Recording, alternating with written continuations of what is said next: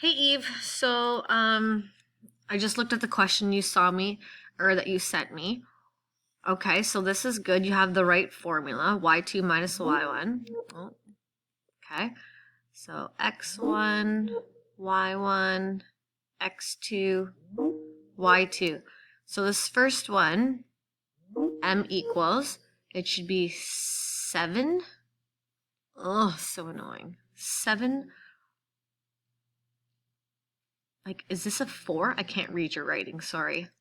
7 minus 4 divided by x2, which would be negative 3 minus 2. Okay?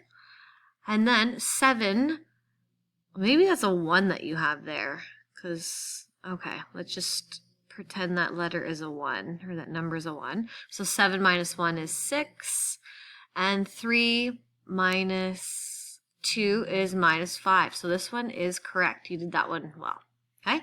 The second one, though, let's call it x1, y1, x2, y2. We have slope equals y2 is 4 minus y2, which is minus 2, over x2 is negative 6 minus x1 is 3.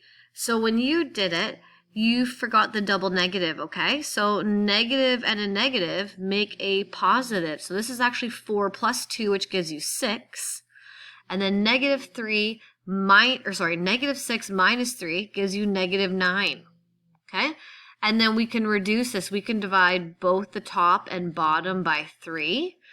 So 6 divided by 3 is 2. And negative 9 divided by 3 gives us negative 3. So this would be your slope on that one. Okay, I'm going to send this to you. Hopefully this helps.